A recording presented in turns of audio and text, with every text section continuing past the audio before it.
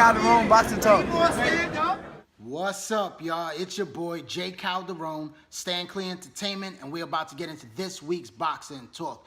The announcement has been made for one of the best undercards of the year, perhaps in a very long time, when ESPN pay-per-view and Top Rank Boxing is putting on a very stacked card for the Terrence Crawford and Amir Khan showdown at Madison Square Garden, New York City. Yours truly, Jay Calderon, will be in the building for that fight.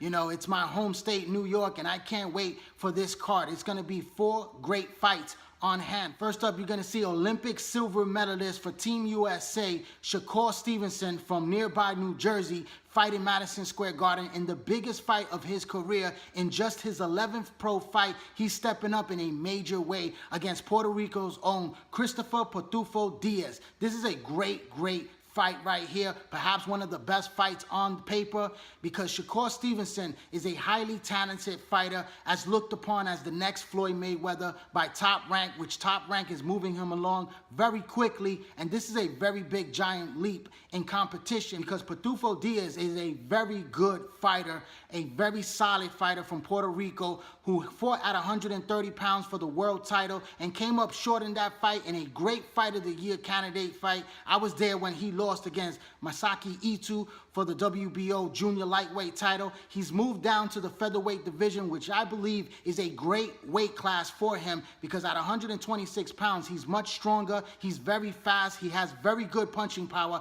and an extremely very good left hook when he delivers those shots to the body as well. And Pitufo Diaz, I like this guy a lot. You know, he's a very good Puerto Rican fighter. And this is going to tell you right now if this is too soon for Shakur Stevenson, or is Shakur Stevenson the real deal? Like, this kid is a special type of talent. You know, he is a strong featherweight. He has very good boxing skills, a good IQ for such a young man that's only 21 years old. He has very good punching power, and he's had some very easy fights up till now. This is going to be a tough fight for Shakur Stevenson. He's going to have a lot of supporters on hand from nearby New Jersey, and also a lot of Puerto Rican fans are going to be in the house, New York City. So there's going to be a lot of people there cheering for Pitufo. You got to love this fight stylistically, because Pitufo is an excellent body puncher who moves very well in there with his footwork, and he has good punching power. And like I said, that left hook is a dangerous left hook, and Shakur Stevenson is going to have to fight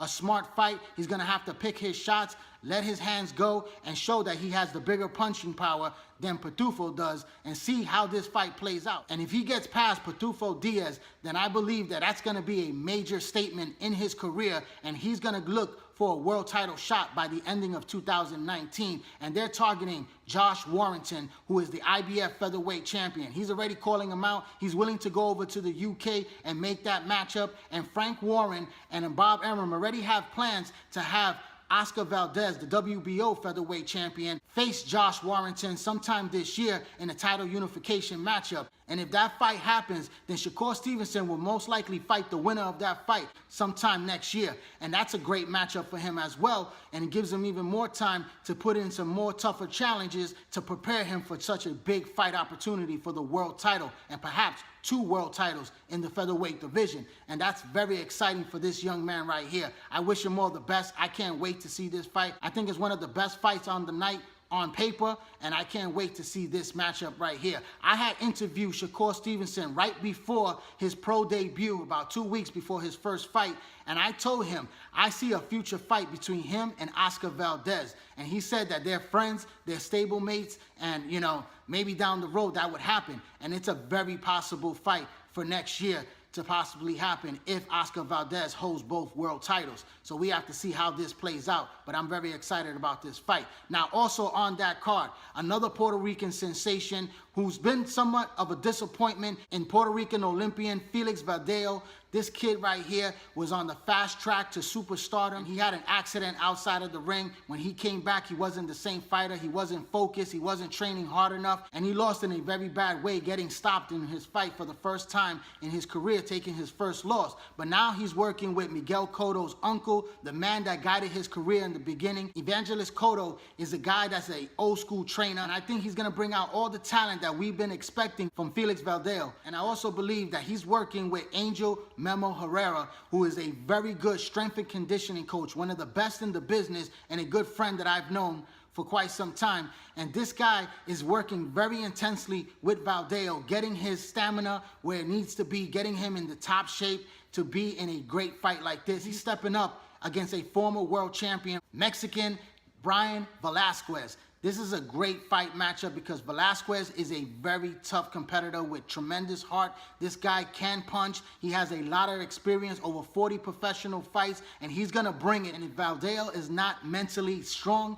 then he's going to lose in this fight. Verdejo has the hand speed. He has great punching power. He's a strong lightweight, and he has exceptional talent to be a superstar for Puerto Rico. And he's going to have a lot of supporters from Puerto Rico and New York City on hand there to cheer him on. And he has to come and really show that this is it. You know, this is do or die for him and his career. He needs to win and pass this test in a very big way. And it's a 10-round fight in the lightweight division. And we have to see if he has the mental toughness. We know he has the skills. We know that he's working with a great strength and conditioning coach to come in great shape. And we know that he has a good trainer in his corner right now that could prepare him for such a matchup. And I look forward to seeing this matchup and seeing what Felix Verdejo brings to the table. A lot of people was hailing him as the next great Puerto Rican fighter like Felix Tito Trinidad and Miguel Cotto, but he's just been such a disappointment. And I hope that he could turn his career around and carry the flag for Puerto Rico and represent that night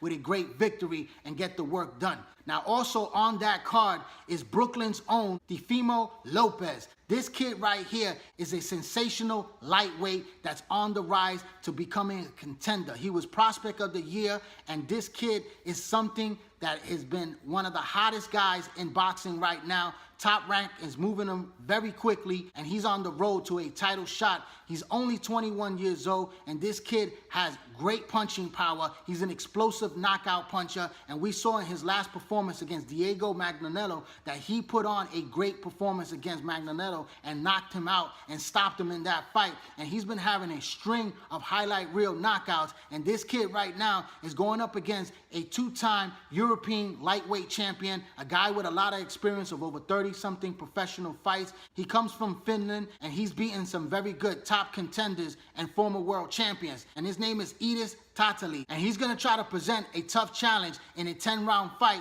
against Teofimo Lopez. And if Teofimo Lopez is still on that mission of seek and destroy, we might see a spectacular knockout once again from this young fighter right here. And I can't wait to see him. He's an exciting fighter to watch in the ring, and he's an explosive guy that's looking to get Mikey Garcia's WBC lightweight title if Mikey Garcia decides to vacate that title once the Errol Spence fight is concluded. And we have to wait and see how that's going to play out because we don't know what's going to happen in that fight. But the goal is for Lopez to fight for that vacant title if it becomes available and become a world champion perhaps by the ending of this year and set up a big major showdown for a title unification with Vasily Lomachenko. Pound for pound, one of the best fighters in the world and the king of the lightweight division of 135 pounds. That's what Top Rank is looking for. They're looking for that fight sometime in 2020. It's a matchup that Teofimo Lopez has been calling out. He feels that he's ready in this stage in his career. It's only his 13th pro fight right now, and he's looking to make that happen perhaps 2 or 3 fights down the road before facing Vasily Lomachenko in a big showdown for all the lightweight title belts. And Top Rank right now is in a very good position to perhaps collect all those belts in that division. So I look forward to seeing this young man grow and really show his spectacular performance on April 20th at Madison Square Garden, New York City. I will definitely be on hand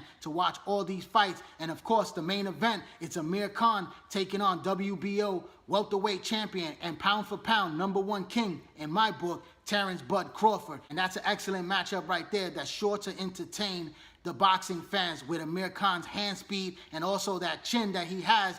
It's possible that he could get knocked out in this fight, and everyone loves to see Terrence Crawford because he's such a versatile, very good, skillful fighter, and he's knocking out a lot of guys lately, and he's looking really good coming into the welterweight division, and he's looking to make a big statement in this weight class of 147 pounds. But it's a great card by Top Rank. I commend them for putting on such a fantastic card at Madison Square Garden. So tune in to ESPN pay-per-view. Very worth the money to to buy this pay-per-view right here, and also get your tickets at Madison Square Garden, because it's going to be one hell of a night for boxing fans. That's my final take and analysis on the boxing matches that are coming up.